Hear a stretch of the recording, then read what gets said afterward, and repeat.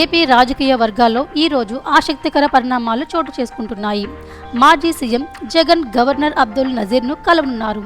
ఈ సమావేశంలో మెడికల్ కాలేజీలపై ప్రభుత్వ పీపీపీ విధానానికి వ్యతిరేకంగా కోటి సంతకాల ప్రాతులను సమర్పించనున్నారు.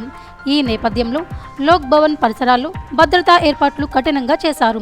ప్రజా ర్యాలీలు, పాదయాత్రలకు అనుమతి ఇవ్వలేదు. అదే సమయంలో జగన్ ముఖ్య నేతలతో సమావేశం ఏర్పాటు చేశారు.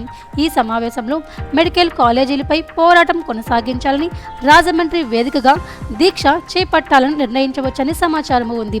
కూటమి ప్రభుత్వం 18 నెలలు పూర్తి కావటాన్ని సందర్భంగా జిల్లా పర్యటనను ప్రారంభించి జనవరి 3వ వారంలో 60వ నియోజకవర్గంలో ఈ యాత్ర కొనసాగనుందని పార్టీ వర్గాలు చెబుతున్నాయి.